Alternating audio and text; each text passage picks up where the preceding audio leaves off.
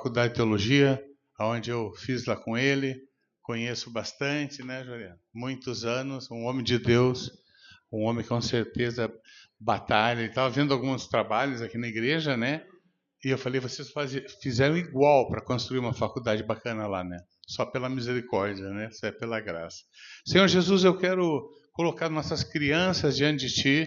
Quero pedir a Tua bênção sobre os professores, unção do Teu Espírito Santo, e que cada palavra, cada ensinamento mude a vida dessas crianças, fortaleça o coração delas, ó Pai amado, fortaleça também os corações dos professores, porque dando aula, eles também aprendem, também ouvem a Tua voz falando com eles e não só com as crianças.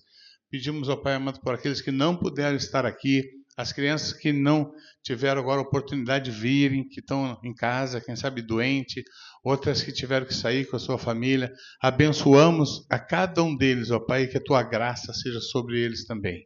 Pedimos pelo nosso pastor Rogério aqui, a bênção sobre ele, a palavra venha do Teu coração e ele seja só instrumento, que o Espírito Santo dirija a vida dele para trazer a Tua mensagem para cada um de nós.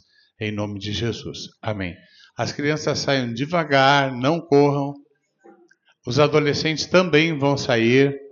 Tem o pessoal lá com as adolescentes. Também estão abençoados em nome de Jesus. Parece que tem pouca criança, mas sai uma galera.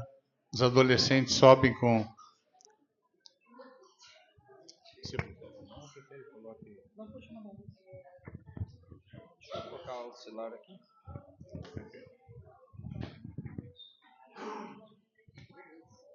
Um saindo devagarinho. Beleza.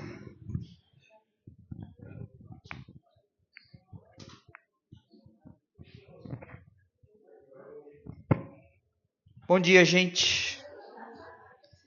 Que o amor de Deus possa estar falando no nosso coração nessa manhã chuvosa e gelada, né? Voltou a ser Curitiba. Eu confesso que já estava com saudades dessa chuva, que nós estávamos tanto assim precisando para molhar a terra, estava muito seco. Estava eu já tossindo 60 dias quase, cai dessa clima muito seco. Mas é um prazer estar aqui. Muito obrigado pelo convite, Pastor Brasil. Poder conhecer um pouquinho mais do corpo de Cristo, desse trabalho que está sendo realizado aqui, um trabalho missionário. Deixa eu ficar um pouquinho para cá, daí acho que não dá microfonia. Trabalho missionário e é sempre desafiador. Quando a gente começa um novo trabalho, é sempre desafiador.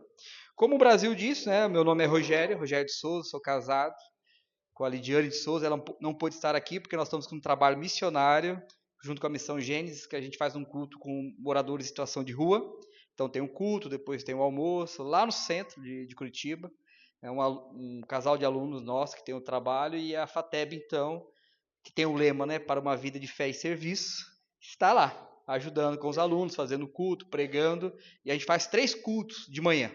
Então, roda 3 cultos, e aí eles sobem, se alimentam, etc. Então a Lidiane está lá, minha filha também está lá,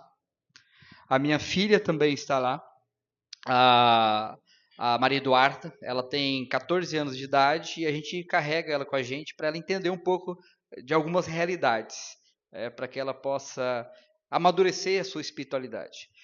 Mas eu vim de uma cidadezinha onde o Brasil já esteve presente durante 4 anos, né, Brasil? Foi isso? Uma cidadezinha chamada Autônia. Ela, carinhosamente, algumas pessoas a chamam de Lonjônia. Porque ela fica a 630 quilômetros da capital. Então você cruza todo o estado do Paraná. Ela é fronteira com Mato Grosso do Sul e Paraguai. Então, e é final de linha. Se você chegar lá, você cai no rio, né, se você continuar. Então, você chega, você precisa voltar. Eu lembro quando eu pastoreava um grupo de jovens aqui em Curitiba, e nós fizemos um retiro, porque tem um lugar muito bonito, o seminário lá é muito bonito, onde que eu me formei. Em 99 fui para lá, terminei em 2013, acho que o Brasil um pouquinho antes, né, Brasil? O pessoal falou que o Brasil parece comigo, que é meu irmão, mas ele é meu irmão mais velho, viu, gente? E eu sou o lado mais bonito da família. Mas nós estávamos indo, então, para lá, e em 3 carros, com os adolescentes, etc. e aí daqui a pouco o telefone toca, eu atendo e alguém fala, ô pastor, é o seguinte, essa estrada vai para algum lugar? Eu falei, vai, não se preocupe que vai sim, vai chegar lá. Mas olha, trabalhar com novos projetos é um desafio. Eu confesso que quando nós chegamos aqui em Curitiba, né, sou de Autônia, e lá o sotaque é um pouco diferente, lá a gente fala porta, senhor, a gente puxa bem o R. Chegar em Curitiba para esse desafio de educação teológica realmente foi assim desafiador, meio redundante, mas é isso mesmo. Para uma nova cultura, para mim e para minha esposa, era um seminário, e quando nós assumimos, nós transformamos de seminário para faculdade, e eu descobri uma coisa, gente, que simplicidade e excelência garante vitórias para o Senhor. Tá? Sem muitas condições de entender como funcionava o processo de uma faculdade, e Diana e eu começamos o projeto, então.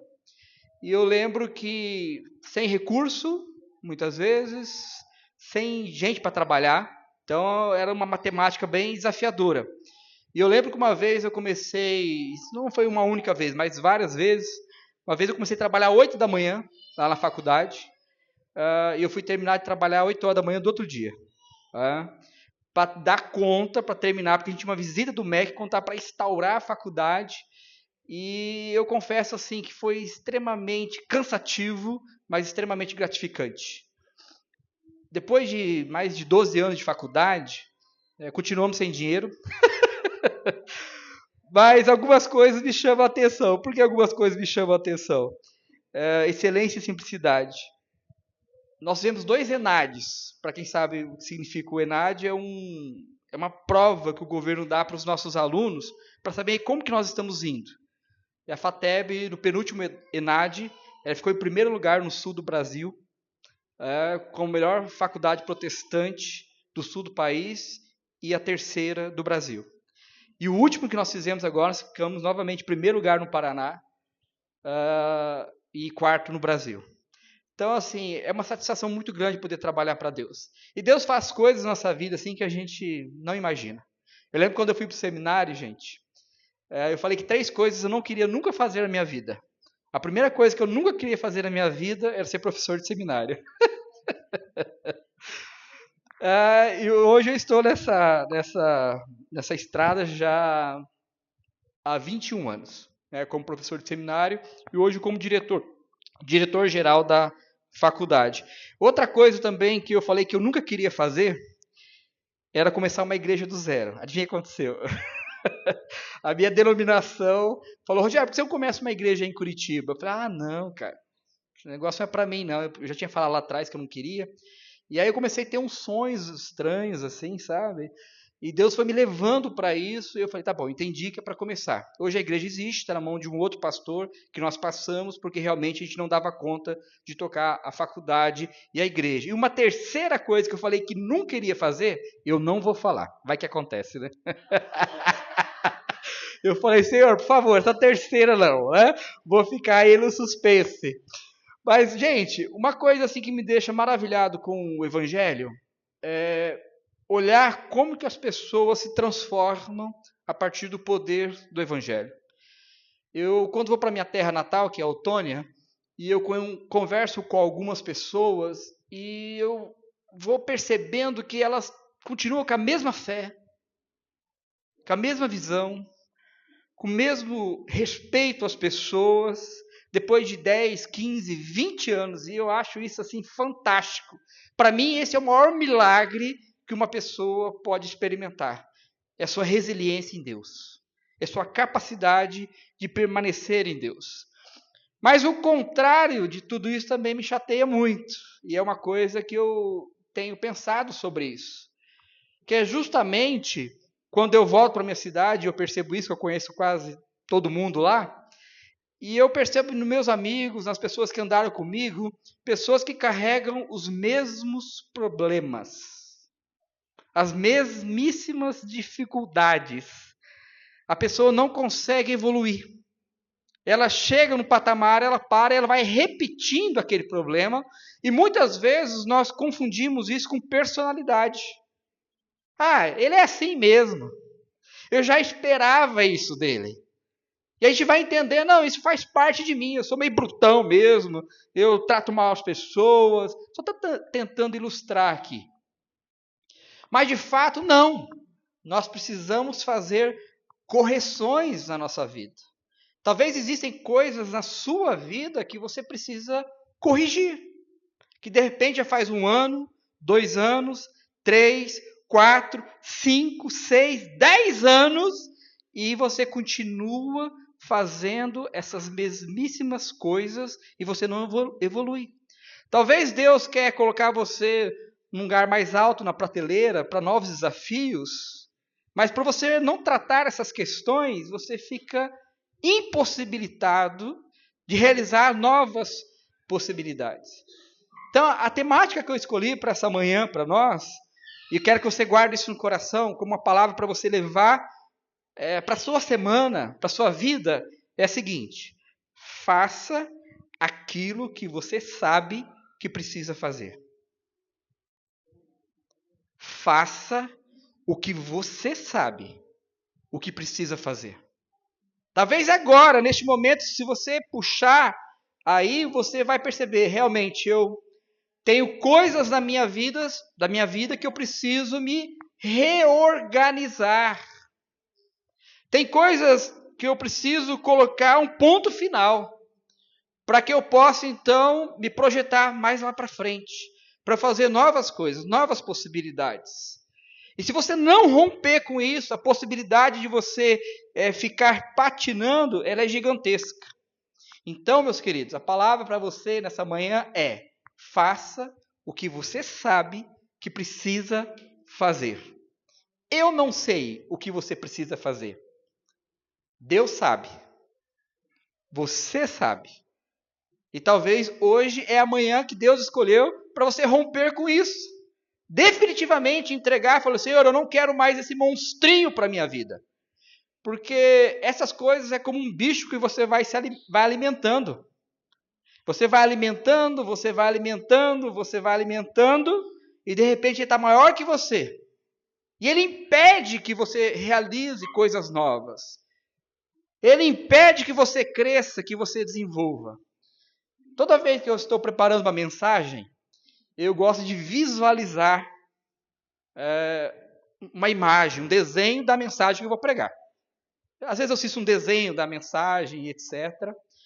E uma vez eu preguei sobre o filho pródigo, e eu me deparei com um quadro de um pintor chamado Rembrandt. Rembrandt é um pintor holandês, muito conhecido, e ele pintou O Retorno do Filho Pródigo. É um quadro imenso, grande. E eu fiquei por, uns 30, 40 minutos olhando aquela figura e tudo que aquela figura representava. E quando eu fui preparar essa mensagem, também veio um visual para mim. Mas não foi o quadro de Rembrandt. Não foi o quadro de Rembrandt. Eu não sei vocês, mas eu quando era piá, aqui no Paraná a gente conhece a palavra, né? Quando eu era piá, criança, moleque, eu gostava de ficar observando a natureza, formiga e etc. Tal. E tinha um besorrinho que eu observava muito, tinha muito na minha região. E ele pegava uma bolinha, e ele então carregava essa bolinha. Não sei se vocês já viram isso aí. Ele pega aquela bolinha, e quando eu estava pensando essa mensagem, gente do céu, foi essa imagem que veio na minha cabeça. Sabe por quê? Sabe o nome desse bichinho? É um nome feio, pelo menos na minha terra lá. É o famoso rola bosta. Ele pega as fezes, ele rola e leva para a casinha dele. Eu não sei o que ele faz com aquilo lá, mas ele empurra aquilo lá. Eu acho que quando a gente não resolve a nossa vida em algumas áreas dela, a gente está fazendo igual esse besorrinho, a gente está empurrando alguma coisa fedida. E dia após dia a gente está com aquele negócio na mão e não se resolve. Sabe por quê? Porque nós não estamos fazendo o que nós precisamos fazer. Resolvendo isso.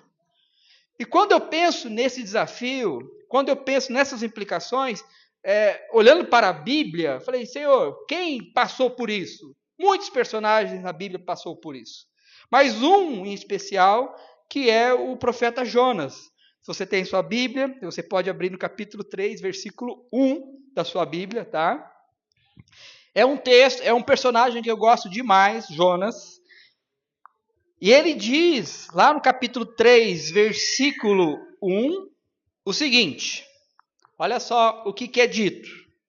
Veio a palavra do Senhor, segunda vez, a Jonas, dizendo. Vou repetir. Veio a palavra do Senhor, segunda vez, a Jonas, dizendo. Quantas vezes veio a palavra do Senhor a Jonas? Segunda. Eu gostaria de parafrasear Jonas nessa manhã dizendo o seguinte. Veio a palavra do Senhor a mim, mais uma vez. Por quê? Porque o chamamento dessa manhã é para você fazer uma correção na sua vida. Algo que você vai entregar hoje de forma definitiva, você vai romper com isso. Lá na minha igreja, quando eu preguei sermão, eu brinquei que nós iríamos trabalhar a unção do nunca mais. Nunca mais eu quero isso para a minha vida. Nunca mais. Eu quero romper isso. Isso quer dizer que eu não vou ter outros problemas? Não, mas esse eu vou eliminar da minha vida. Vou ser uma pessoa melhor a partir de agora, porque nós vamos trabalhar para que Deus mostre como você deve fazer isso. Então, faça o que você sabe que precisa fazer. Então, a palavra de Deus veio segunda vez a Jonas, quer dizer que veio uma primeira. Jonas, quem que era Jonas? Jonas era um profeta, e ele era um profeta oficial. E ele estava lá aguardando para que viesse uma palavra de Deus para a vida dele, para que ele pudesse então ministrar sobre o povo de Israel. Mas o grande problema é que essa palavra que veio não para o povo de Israel. Era algo inédito, nunca tinha acontecido aquilo. Um profeta oficial receber uma palavra que não seria para o povo de Israel, e sim para um outro povo. No caso, Nínive. Os ninivitas. Então, eu fico imaginando a decepção de Jonas. Mas, Senhor, por que eu? Por que para aquele povo? Por que Jonas talvez estava indagando essas questões? Porque os ninivitas eram inimigos dos israelitas. E Jonas sabia que Deus é um Deus de misericórdia, e se ele fosse levar essa palavra de destruição, o povo poderia se arrepender e Deus perdoar a transgressão dos ninivitas. E tanto Jonas quanto o povo de Israel detestavam os ninivitas. Por quê? Muitas e muitas vezes eles adentravam em Israel, saqueavam Israel e levavam cativos eles como escravos. Crianças eram tiradas de seus pais. E os ninivitas eram conhecidos como leões. Eles eram muito ferozes. Os reis ninivitas faziam pilhas de cabeças quando eles lutavam. Uma das formas de agredir o seu adversário era tirar os olhos dos seus adversários com eles ainda vivos. Aí você fica imaginando, como que eu vou pregar para um povo desse? Como que eu vou falar para um povo desse? Então, a disposição de Jonas não foi o quê? Obedecer. A disposição de Jonas foi o quê? Fugir. Gente, deixa eu falar um negócio para vocês. Se há um povo que sabe arrumar desculpas para não organizar a vida, é a gente. E eu vou falar um negócio para você. A gente dá boas desculpas. Eu não tenho tempo. Ele me ofendeu. Mas foi uma coisa terrível que fizeram comigo. E a gente vai alimentando aquele monstrinho e não resolve o problema. E Jonas tinha todas as justificativas possíveis para não fazer aquilo que ele sabia que precisava fazer, que era pregar para Jonas, ou para Nínive, perdão. Então a palavra de Deus diz que ele se dispôs a fugir. Jonas se dispôs a fugir. A palavra de Deus diz que ele desce para uma cidadezinha portuária chamada Jope. E ali, em vez de ele pegar um barco para Nínive, que demoraria 3 semanas de viagem, ele quer pegar um barco para Tarsis. Gente, a viagem para Tarsis era quase 1 ano. Você entende os atalhos que a gente escolhe? Que a gente acha que de repente vai resolver o nosso problema e pelo contrário só vai gerar o quê? Mais problema ainda. Talvez Deus quer algo para a nossa vida, a gente vai retardando a vontade de Deus para a nossa vida por causa da nossa incoerência. Por quê? Porque nós precisamos fazer aquilo, o quê? Precisamos fazer aquilo que nós sabemos que precisamos fazer. Faça o que você sabe, o que precisa ser feito. Faça. Então Jonas, ele se dispõe a ir até Jope e pegar então o barco até Tarsis. Ele entra nesse barco. Sabe qual que é a cabeça de Jonas? E é a nossa cabeça muitas vezes? Quando Jonas está saindo de Israel, ele está mais ou menos pensando o seguinte: ao sair de Israel, eu estou saindo da presença do próprio Deus. Porque naquela época, eles tinham uma percepção de que Deus estava preso à terra. Lembra da história de Naamã? Naamã, quando ele vai lá para o profeta Eliseu, ele é curado, vou reduzir aqui a história, e ele faz um pedido ao Eliseu. Vocês lembram qual foi o pedido? Ele disse o seguinte: olha, eu posso levar 2 mulas de terra? Eu posso levar 2 mulas de terra? Por que ele faz esse pedido? Porque na cabeça dele, se eu levasse 2 mulas de terra lá para minha terra, eu estaria levando junto com a terra o próprio Deus. Porque Deus sempre estava preso à terra. Então na cabeça de Jonas, a eu sair então de Israel, eu estaria saindo da presença de Deus. E muitas vezes nós trabalhamos desta forma. Usamos isso com as pessoas que amamos. Ah, não, é só me distanciar das pessoas que eu amo que eu resolvo o problema. É só eu sair da igreja que eu congrego que eu resolvo o problema. Não vai resolver o problema. Porque você precisa fazer aquilo que Deus te pediu para você fazer. E a palavra de Deus diz, então, que Deus o encontra em alto mar. E o encontro não é bom. A palavra de Deus diz que uma grande tempestade vem sobre aquele navio ao ponto de rachar ao meio aquele navio. Não rachou, mas ao ponto de. Ele já estava indo a pique. E aqueles marinheiros, então, estavam o quê? Desesperados. Quando eu olho essa mensagem de Jonas, essa passagem de Jonas, eu gosto de pensar no dono do barco, nesse jovem capitão. Para mim ele é um jovem capitão. Que com muito custo ele conseguiu comprar o seu primeiro barco.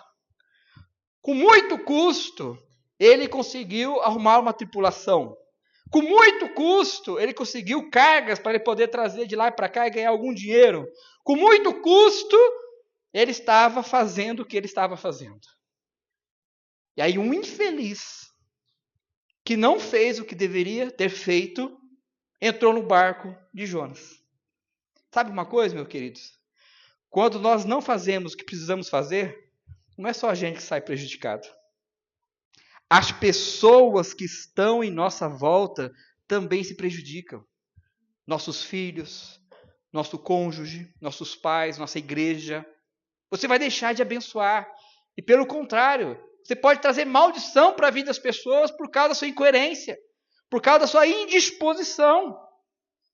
E esse jovem capitão, então, ele dá ordem para o pessoal do barco, os marinheiros: olha, vamos jogar, vamos aliviar a carga. Ele começa, então, a jogar a carga em alto mar. Ou seja, o prejuízo já estava sendo contabilizado. Por quê? Porque uma pessoa não fez o que deveria ter feito. Então a palavra para nós é: faça o que você sabe que precisa fazer. E naquele momento ali, então, naquela dificuldade, onde que estava Jonas? Dormindo. Ele era o problema. E ele estava dormindo. Só que quando o dono do barco o convida para dizer: olha, vamos orar, reza para o seu Deus aí, nós estamos rezando para os nossos deuses aqui, para ver se a gente consegue ter alguma solução para o problema. E o Jonas sabia que quem era o problema? Quem é o problema, gente?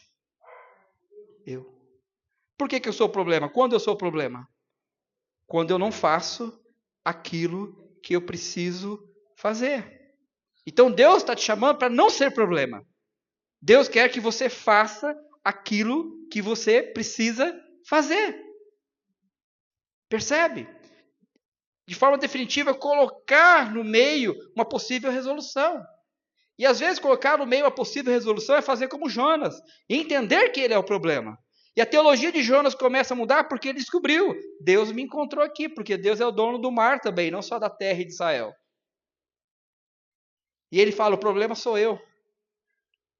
Me joga no mar que o problema vai ser o quê? Resolvido. Quando ele fala isso, se você perceber no texto, as pessoas que estavam à volta dele não quis fazer isso de forma imediata. Eles continuaram tentando salvar o navio, mas cada vez mais a tempestade ficava mais e mais ainda o quê? Forte. Até que eles falaram, não deixe o sangue desse inocente cair sobre as nossas mãos. E jogou Jonas ao mar. O problema foi ao mar. Mas olha só que interessante. Vou fazer algumas perguntas para nós nessa manhã. Os marinheiros sabem o que aconteceu com Jonas depois? Não. Nós sabemos. A Bíblia nos disse. Mas na cabeça deles, o que aconteceu? Matamos Jonas. Nós temos uma morte nas costas. Nós tivemos prejuízo, nós jogamos toda a carga no mar. Você percebe o estrago que nós temos a capacidade de fazer quando nós não fazemos o que precisamos fazer? Então Jonas ele vai para o ventre do peixe e a palavra de Deus diz que ali ele fica 3 dias e 3 noites. Ali tipifica a pessoa de Jesus. É como o próprio Cristo. E ele ora ao Senhor, então o Senhor pede para aquele grande peixe o vomitar na praia. Eu queria ver Jonas naquele momento, aquele miserável, né? Cheio de alga na cabeça, suco gástrico. A pele dele devia estar uma coisa horrorosa. Mas é nessa situação.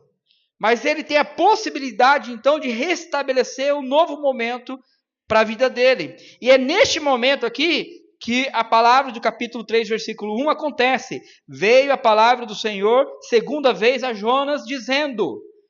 Por isso que eu estou dizendo nessa manhã, veio a palavra, uma segunda, uma terceira, quem sabe uma quarta vez, a mim.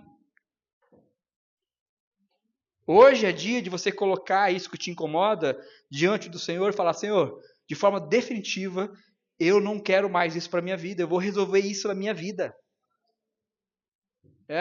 Por quê? Porque você resolver essa coisa que está te incomodando tanto, você vai resolver outra e outra e outra, e você vai se tornar cada vez mais uma pessoa melhor, e cada vez mais Deus vai te usar e colocar para fazer a vontade dele em determinados lugares que hoje você não pode fazer, porque você não resolve a sua vida. Então Jonas define obedecer a Deus e ele vai então para Nínive. E a palavra de Deus diz que ele vai lá falar para Nínive sobre o pecado deles. E ele vai andando da cidade. Era mais ou menos um trabalho de 3 dias. Olha só, gente. Era uma semana para ir, uma semana para voltar, 3 dias para anunciar. 2 semanas e meia ele tinha resolvido o problema. Ele alargou isso de forma considerável, prejudicou muita gente, porque ele não fez o que precisava fazer. Ele sabia, mas não fez. E a palavra de Deus diz que Jonas é usado por Deus e a população ali começa a reconhecer o seu pecado. Colocar então roupas de saco e sentar sobre cinza. E o movimento é tão grande, tão gigantesco, que isso chega nos ouvidos de quem? Do rei. E o próprio rei então tira sua estola real, coloca roupa de pano de saco, senta em cinza e decreta o quê? Um jejum nacional, onde ninguém poderia comer nem beber água, nem os animais. Olha só, nem os animais. Então, o que acontece naquela cidade? O perdão do Senhor chega naquela cidade. Pessoas têm uma nova possibilidade de vida. Por causa do quê? Da obediência de Jonas, que chegou tarde. Mas veio. Por quê? Porque ele fez o que sabia que precisava o quê? Fazer. Então, quando a gente faz o que nós sabemos o que precisamos fazer, pessoas são beneficiadas. Quando nós não fazemos, pessoas são o quê? Prejudicadas. Mas olha, o coração de Jonas parece o nosso coração. Coração de infeliz. Porque ele ficou tão angustiado com aquilo, porque ele disse o seguinte: Senhor, eu te obedeci, mas eu sabia que isso ia acontecer. Esse povo poderia ouvir a palavra, poderia quebrantar, e o Senhor é misericordioso. E o que Jonas fez? Ele subiu no alto de uma montanha e ficou olhando para a cidade, ver se Deus ia destruir a cidade. Aí Deus pregou uma peça nele. Tava aquele sol, dizem que ele era baixo e calvo, né? Quem tem um pouco de careca sabe que o sol na moleira incomoda. E aí, então, Deus fez nascer uma planta durante a madrugada que gerou uma sombra gostosa para Jonas. E Jonas estava lá, de camarote, vendo o que queria acontecer. Só que no outro dia, Deus mandou um vermezinho que feriu a planta.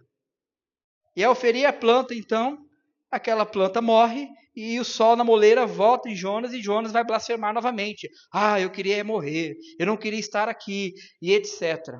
Aí Deus fala para Jonas: olha, você não cultivou essa planta, você não plantou, você não regou, e você está aí rateando por causa dela.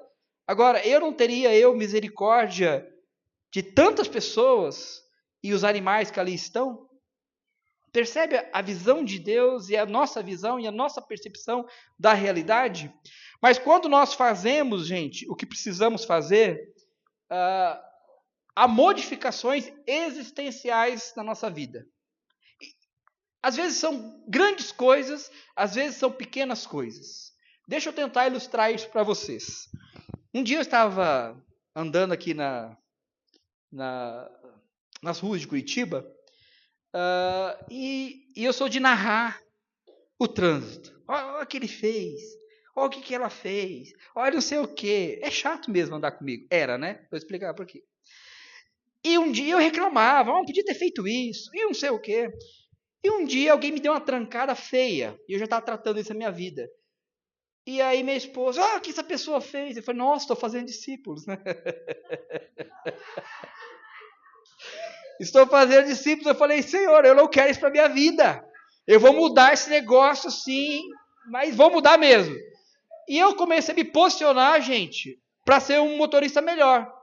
Quer ver coisas básicas que eu fiz? Por exemplo, se eu tenho um compromisso, como eu vim para cá hoje, né? Eu olhei no Waze para ver o tempo, né, que eu demoraria para chegar no Maps. Meia hora mais ou menos. O que eu fiz? Eu saí 15 minutos antes de meia hora. Por quê? Porque eu vim sossegado. Se alguém me dá uma trancada, pode passar, por favor. Eu cheguei aqui, o Brasil sabe, acho que quase 20 minutos antes, estacionei o carro, sentei ali, bati um papo com os irmãos, etc.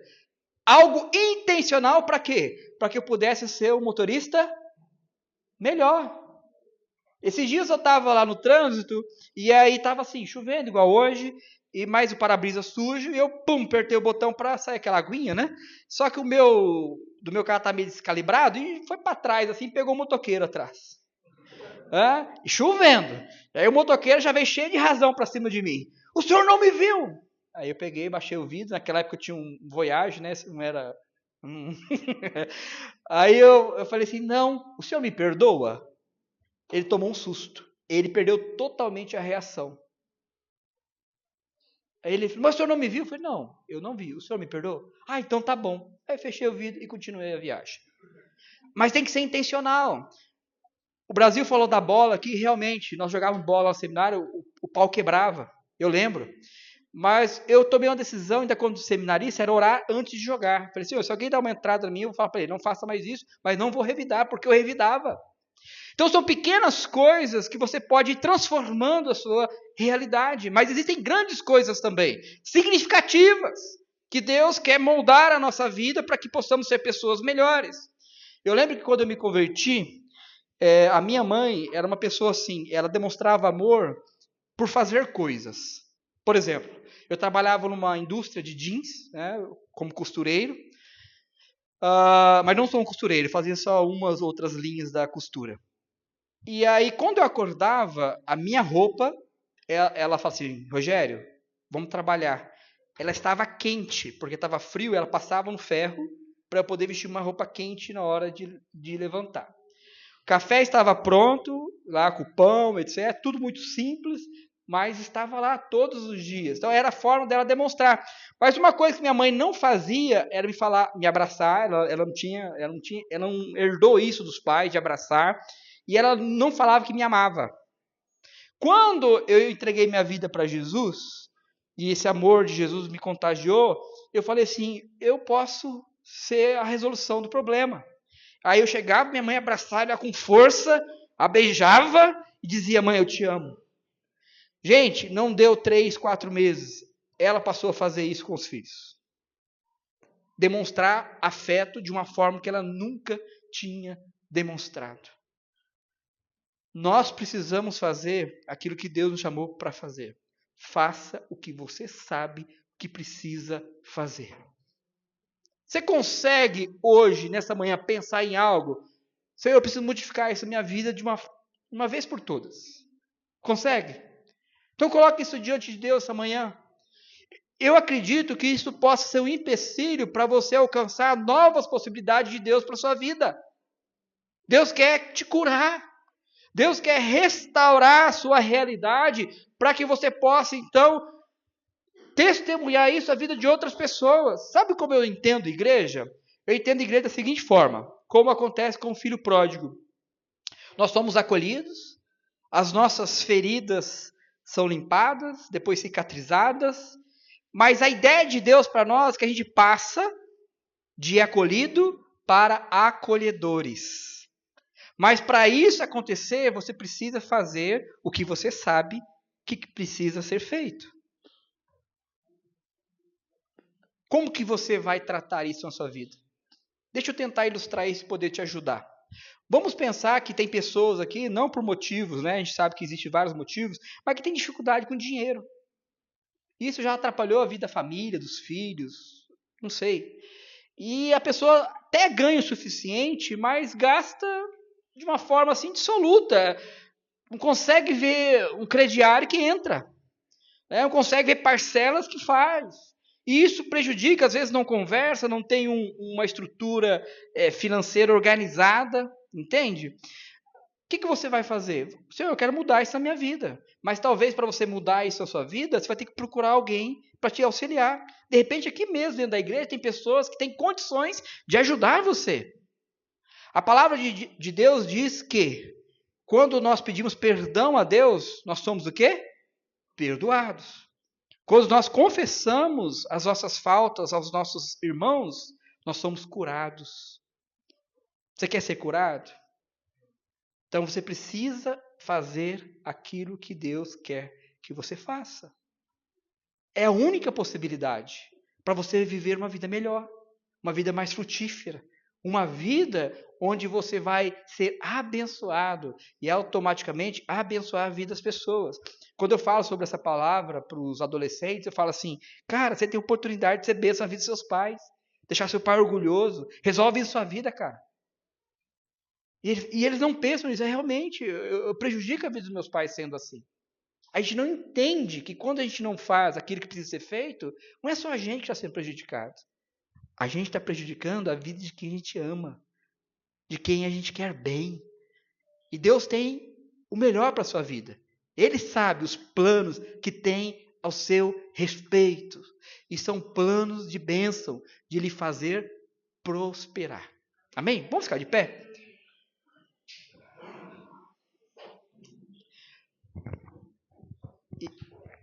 Eu gostaria que você pensasse nessa manhã sobre o que nós falamos e materializasse isso. O que Deus quer que eu entregue? Senhor, o que eu posso ser melhor a médio prazo? Talvez não vai acontecer de hoje para amanhã. Talvez você vai ter que confessar um pecado. Você vai ter que pedir perdão. Talvez você vai ter que buscar uma estrutura que possa te auxiliar para você chegar nesse lugar que Deus tem para você. Mas eu acredito que isso vai fazer toda a diferença na sua vida. Que você vai ser um abençoador. Que você vai ser uma pessoa resolvida nessa área. Que você vai poder dar testemunho de como Deus transformou a sua realidade. Nós queremos isso para a nossa vida? Então vamos orar. Coloque isso diante do Senhor. Pai, eu quero colocar esse povo diante do Senhor. A minha vida também, Senhor. São tantas coisas que nós precisamos colocar diante do Senhor. São tantas coisas, ó Pai, que travam o nosso crescimento. E eu te peço, ó Pai, que em nome de Jesus, a gente coloque isso diante do Senhor e que a gente possa ser perdoado pelo Senhor, e que venhamos criar uma estrutura, Pai, para que não venhamos mais fazer o que nós estamos fazendo. Porque nós precisamos fazer, Pai, aquilo que sabemos o que precisamos fazer. Nos ajuda, Senhor, nos dê coragem, empurre a todos nós, Pai, para o perdão, para a transformação, para a cura, para a realização, seja ela espiritual, profissional, sentimental, financeira, mas que o Senhor possa estar mostrando para nós que nós devemos ter uma disposição de entregar isso ao Senhor, Pai, e nos comprometermos para amadurecer esta realidade e sermos transformados pela Tua palavra, Pai. Nos ajude. Abençoe esse povo, abençoe a minha vida e tenha misericórdia de nós. Amém. Deus abençoe sua vida. Obrigado, pastor Rogério, que Deus abençoe. Pode sentar, pessoal, só um pouquinho. Eu estava conversando com o pastor Rogério ali, a gente vai, para um domingo bem próximo, fazer o culto da manhã. Vamos trazer um pastor que fala espanhol, né, Rogério, para pregar em espanhol. Vai ser um movimento de todos os estrangeiros, principalmente venezuelanos, pessoal que fala espanhol. Então aí a gente vai passar para vocês vão convidar os amigos, tudo, que vai ser um culto dirigido. O louvor vai ser em espanhol, né? Vamos nos esforçar, nem seja uma música, ou duas, mas acho que vai ser bacana, vai ser algo diferente, para alegrar o coração de vocês. Eu sei que vocês se sentem em casa, mas eu gostei muito da ideia, veio do pastor Rogério. Ele tem uma pessoa especial que sabe que vai ser bacana. Então, ore por isso, por um culto todo em espanhol. Tá joia? Amém? Amém. Agora gostei. Agora a gente vai ter um momento de lanche, Não vai embora rápido, Fica ali, troque uma ideia, converse com alguém. Se precisar de oração, fale com a gente. Estamos aí para orar. E se alguém se interessa em fazer faculdade de teologia, não deixe de falar com o professor, diretor, pastor Rogério, ali, que é nosso parceiro, amigo, mas quando ele fala simplicidade, é o Rogério, é o nosso amigo Rogério. Que Deus abençoe a todos, tenha uma boa semana. Deus abençoe.